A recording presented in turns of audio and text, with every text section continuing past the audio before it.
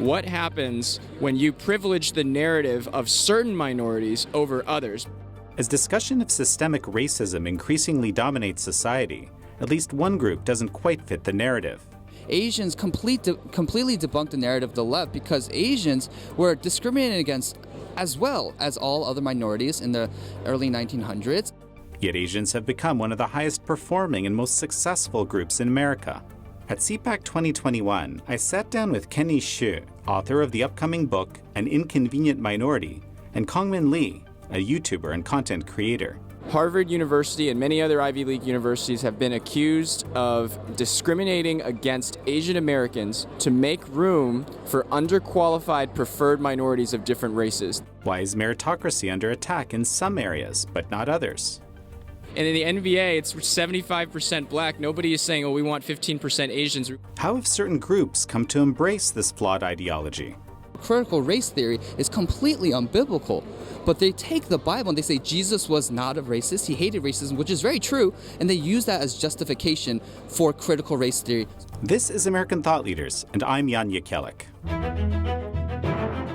So we're here with Kenny Xu here at CPAC 2021. And Kenny, you're writing a really fascinating book that we've just been discussing, An Inconvenient Minority. Very, very interesting. Tell me more. Well, thank you, John.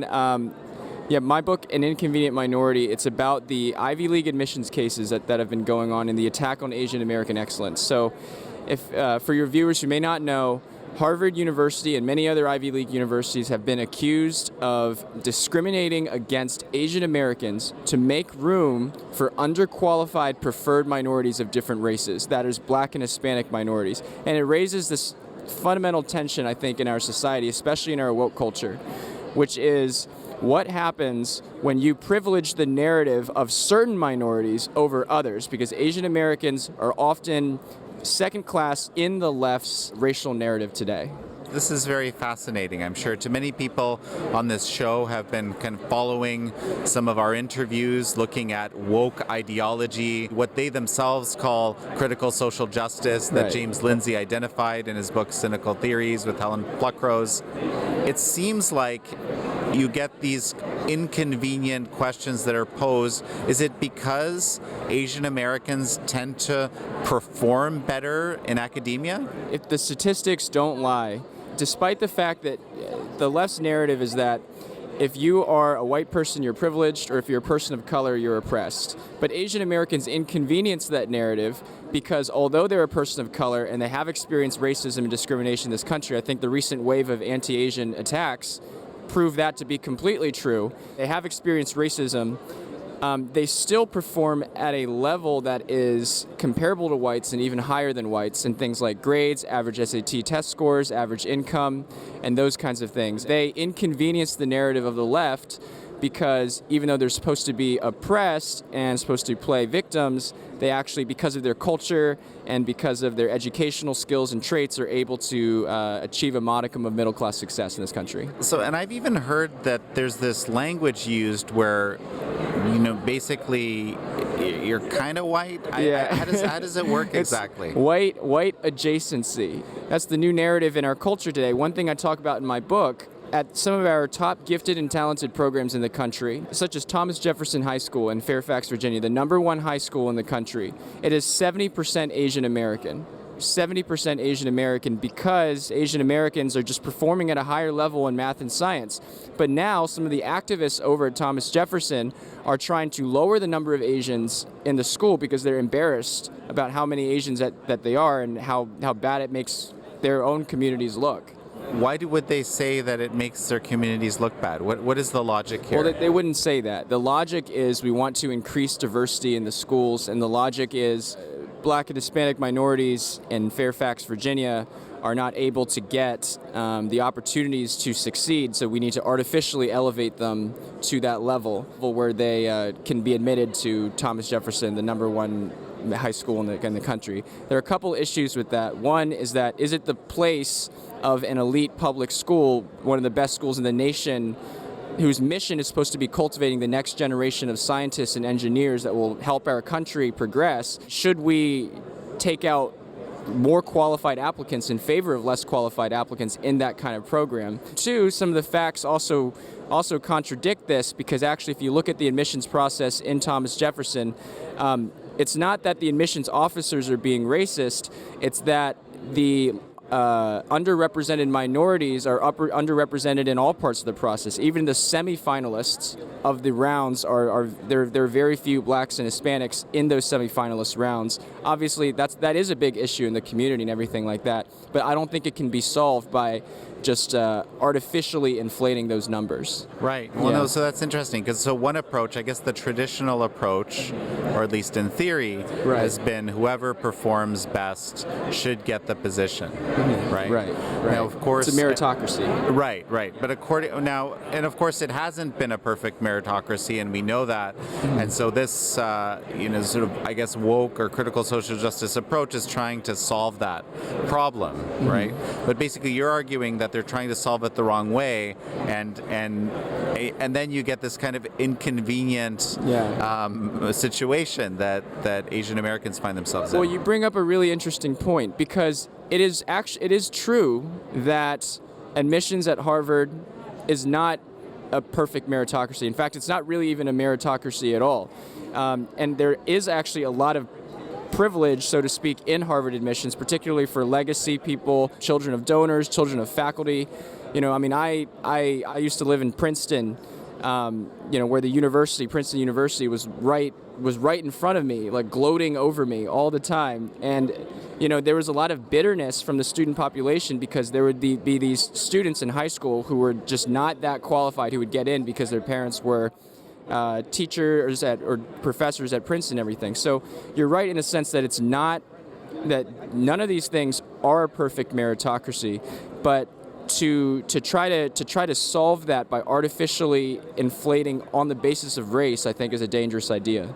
Heather McDonald has actually argued that placing people who aren't qualified for whatever reason, right? We're not implying any judgment as to why they're not qualified and so forth, into basically, these prestige elite universities actually kind of creates this sort of downward spiral, I guess, where people are expected to perform a certain way. They can't because they're just not at that level academically, and then they feel like there's some kind of racism or something against them in that situation. What do you think about that? I think Heather's right. I talk about this in my book, and there's a Princeton professor of math in the math PhD program in Princeton. It is the top math PhD program in the entire world, or really one of the top math PhD programs. A very selective number of students can ever be applied. And there's this one student who was admitted because of her race, because she was a black woman, who was good at math, but she wasn't great.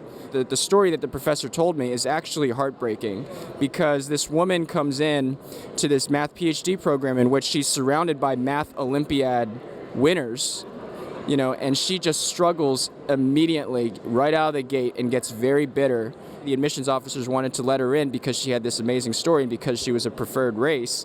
She struggled immediately, at this top-level math PhD program, and she eventually left very bitter and actually embarrassed the school and the program. It's very sad. So this is one of the examples that you catalog in your book. There's another side to this that people don't often see. Whose spot is that person taking? She's taking the spot of somebody who could have not only just benefited from the program, but provided a great benefit to that program, who had the necessary qualifications, who was denied just because he was a certain race or because his face looked Asian, who could have done so much with that opportunity. And I think that's the hidden cost. Or white, or Hispanic, right, or white, anything, exactly, right? Or male, female. It just doesn't Right. matter. The issue is more performance, right? Right, Yeah. exactly. And this is why, in my book, I make the strongest case possible, using Asian Americans for why, in order to heal our culture of excellence, and in order to have our country be able to move in the place that we need to move, we need to come back to these ideas of meritocracy. Okay. And are there any places in America now that have something resembling that, or has it all gone in this direction? Actually, there are various characteristics. It's not just race that are considered. Well, I'll give you two examples that I find very compelling. One is the NFL and NBA, right? I mean, and in the NBA, it's 75% black. Nobody is saying, oh, we want 15% Asians, we want 6% Asians in the NBA. It doesn't work like that. It's you are chosen based on how you perform. And I think that's a great thing. We shouldn't be advocating for equity there necessarily. It's a performance-based system. That's what makes it work, and that's what makes it fair too. But the other example is pretty interesting. It's the U.S. Army and in the military. In order to be able to come into the military, you have to pass certain tests, certain exams. You're not given a plus because of your race. There are programs to help you if you are not at the level that it needs to be. But at some point, you have to pass the standardized process to be able to get into the Army. And actually, that has actually helped Black Americans in this country greatly. Black Americans who come to the military are disproportionately likely to have stable careers and stable families the rest of their life. Fascinating. Well, such a pleasure to speak with you. Thank you, John. I really appreciate it. So we're here at CPAC 2021, and it was really interesting running to you in the hallway. Kangmin Lee. Yes. You have a very, very interesting story. I mean, you've been, I guess, what some people call red-pilled. You experienced a kind of ideological change of sorts, right? Yes. And it's kind of an interesting story. Why don't you tell me about it?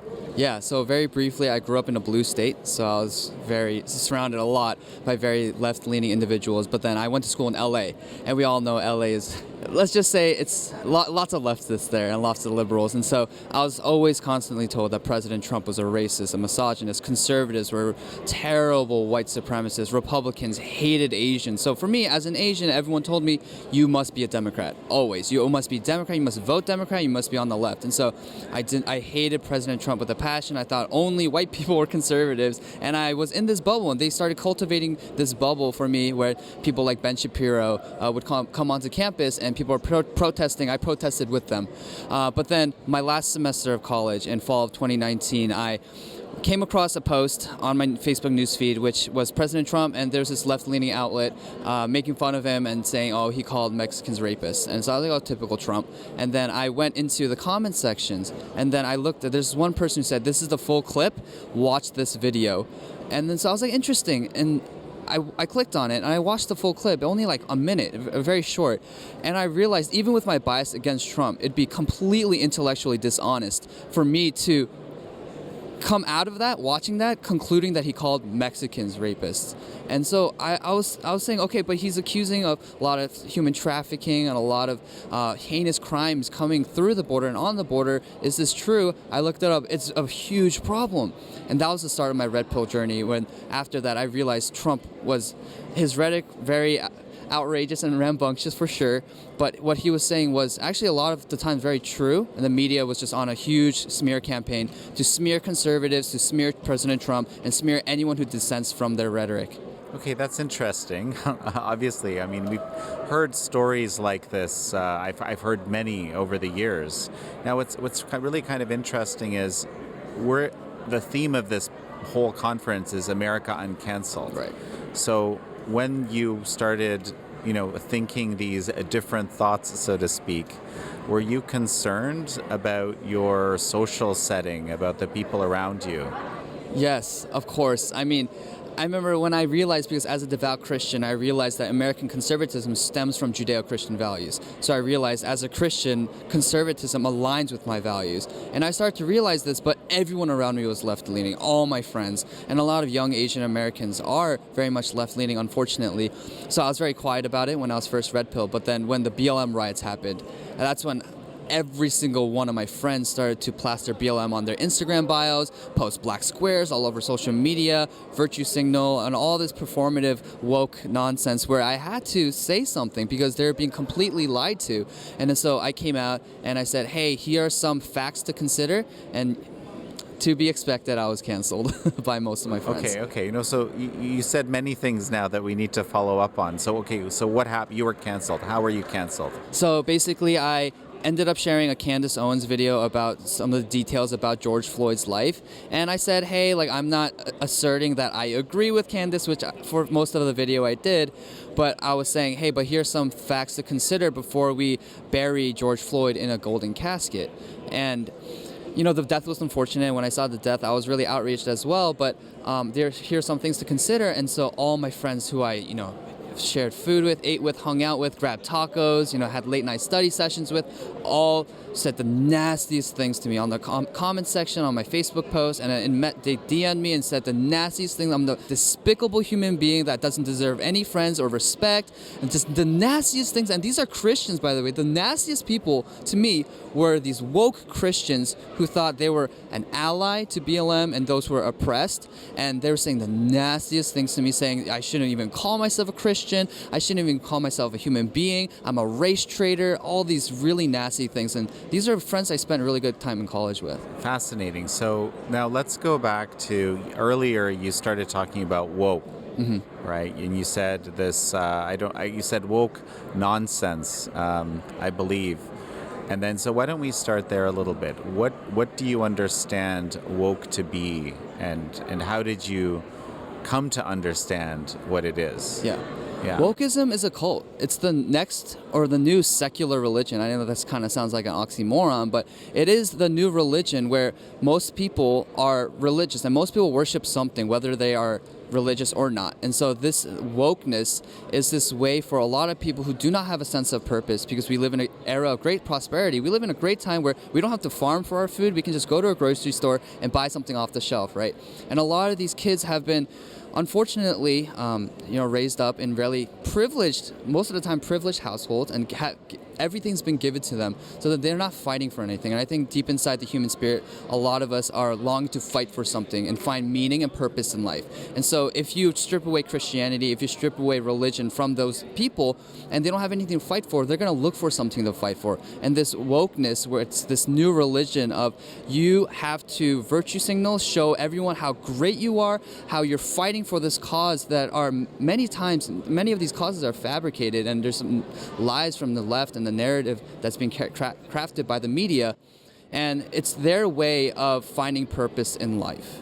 Interesting. So what do you see as these lies that you're describing? Right. So first of all, the lie that this country is endemically, irreparably, systemically racist, right? And I have a friend, Kenny Xu. He's coming out with a book called The Inconvenient Minority. I think you guys did an interview with him. He's a really good friend of mine, and he talks about this, where Asians completely debunked the narrative of the left, because Asians were discriminated against as well as all other minorities in the early 1900s. And in many instances, we were discriminated more because we come here without any connection. We don't even speak the language. And so what you see happening is even black people had more wealth than Asian Americans in the early 1900s. But somehow now we're the richest richest racial group or people group in this country. How did that happen? Because we made smart decisions. We got married, and we had kids after we're married. We graduated high school, academic success, all these things, and healthy households, which all lend itself to success. And so we completely debunked the narrative of the left. So that's one example that this country is systemically racist, and there's only white people at the top somehow conspiring to keep minorities down. Another one is police brutality. So that is a very big problem for sure. But there's this narrative being crafted that police are going around just open season for people who have dark skin colors, and it's just simply not true. And if you look at the data, there's so many more white people who die than black people by police every single year. But this narrative, all my friends thought they were just being, all their black friends and their black folks were being mowed down by police, where they're cultivating fear in society so that black people now fear stepping out, because whenever they encounter police, they think they'll be shot, when in actuality, they're more likely to be struck by lightning than they are to be shot by a police officer unarmed. So you're talking about this culture of fear. Mm-hmm. And how does that manifest in your life anyway? Mm-hmm. Well, in my life, I see it all around me. And so for me, I try not to keep it down. But obviously with the pandemic, right, a lot of the lockdowns, a lot of the fear-mongering, where there's a lot of positive results happening. A lot of people are recovering. The vaccine is out. different kinds of medication treatments work, and all these things are very positive things that should be on the forefront of media, because in a time where a lot of people are scared, we need hope. But constantly the media is always about COVID numbers, COVID deaths, every single outlet. These are the number of people who got COVID today. Here's the number of people who died of COVID today. And this constant fear mongering, and someone who's it's easy to control people who are in fear, who live in fear. Because one of the things that people want and long for, if you look at the Maslow's hierarchy of needs, is safety and security, right? So a lot of people are willing to give up their freedoms in exchange for safety and security. And I believe it was Benjamin Franklin who said this, who, if you're willing to give up your liberties for safety, you deserve neither. You deserve neither if you value one over the other. Exactly. And then so there's that, and also the fear-mongering of the police brutality narrative for black people. And I've seen this in my own life where a lot of my black friends were genuinely scared. But then I'll tell them, but are you scared of being struck by lightning? They're like, no, of course not. But I'm like, but the chances of you being shot by police unarmed is more improbable than being struck by lightning. And then it's just fear-mongering over and over again. I see this also with the rise in Asian hate crimes these days. So obviously we see a rise in violent crimes against Asians, especially elderly Asians in the inner city communities across the nation right now. But this constant fear-mongering, I see a lot of my Asian friends scared for their lives too. And the media loves to cultivate fear. They love to cultivate fear. The left loves fear, because if people are in fear, they're easy to control. Okay. Well, so you mentioned something which I thought was interesting. I haven't heard that much about some of the details, but you talked about woke Christians, like perhaps some of your friends, you described them that way. One might think that, you can't do both of these religions as you describe at the same time. Right. Yeah, I totally agree, because I say this all the time: progressive Christianity is not Christianity. And a lot of Christians are coming out as progressive Christians, where they embrace gender fluidity, gender nonconformity. They embrace a lot of these woke, leftist, progressive talking points of socialism, right? They all sound good, but ultimately, when you look at think about absolute truth and objective truth. As Christians, we believe that truth comes from the Word of God, because God is the source of truth, and the Word of God is divinely inspired by God. But then progressive Christianity asserts that, morality and the moral standard of the time changes with the culture. And if morality is subjective, if truth is subjective, then there is no truth at all. And this is the conundrum that they find themselves in. But if you look at the Bible, the Word of God is the Word of God. And God is truth, and there is absolute truth. And so I always say progressive Christianity is not Christianity. So when I say woke, I really mean like progressive, right? Progressive Christians are not really Christians, because you are deviating from the Word of God. And what they're doing is they're taking secular ideologies from philosophers like Karl Marx and Hegel and other secular philosophers who hated God, who rejected Christianity, and they're injecting it into the Bible, shoving it into the Bible, and using Bible verses and biblical text and the Scripture to justify those secular ideologies. For example, critical race theory is completely unbiblical, but they take the Bible and they say Jesus was not a racist, he hated racism, which is very true, and they use that as justification for critical race theory. So now that we're going backwards to judge people based on the color of their skin and not by the content of their character. Why is critical race theory incompatible with biblical teaching? Because ultimately it makes race the most important factor that you should consider. Because when critical race theory, what it asserts is that there is a hegemonic power structure that is cultivated by those people at the top. And critical race theory asserts that those people at the top were white people, right? So white people always, inevitably, even if they're the nicest, most kind-hearted, compassionate people out there, that they are at fault because of the color of their skin, and because their ancestors cultivated this power structure, so that anyone who is of a darker skin color or a minority or a BIPOC, POC, whatever the talking point is, or whatever label they want to put on these minorities, they are always oppressed. And so they make race the most important factor. When you look at the Bible, and the Bible is very clear about looking past that, and there's no Jew, Gentile, men, woman, whoever, right? I mean, Jesus reached out to the Samaritans, all these people that Jews hated, because he saw past those labels, those racial divisions, because he saw what that person was and who he was and who their character more so than their outward appearance. So You said all the minorities are oppressed. What about Asians? We used to be, but not anymore apparently, because we make up the highest income bracket in the United States and we do so well. And as Kenny Xu, who is on this show, as you mentioned earlier, absolutely, is documenting as we speak. Any final thoughts? Yeah, so I just want to implore everyone who is young and maybe a non-white person to let them know that you don't have to conform to the left. We have all our major cultural institutions, government apparatus, media establishment, Hollywood, entertainment, sports, everyone telling you to bow down to the mob. But I want to let you know that you don't have to, and you don't have to be afraid. Because even if people do cancel you, there will be people to accept you and welcome you with open arms, as I have experienced, where I've made so many more friends than I have before. Although my friends did cancel me, I made so many great friends along the way, and I'm able to have this platform where I'm able to share as an Asian, as a non-white person who is young and in his early 20s, that you don't need to conform to the left. And conservatism is the way to go, and we must go back to the values, the American values that made this country so great to begin with, if we want to see progress and a better future for this country. Well, Kang-Min Lee, such a pleasure to have you on. Thank you so much.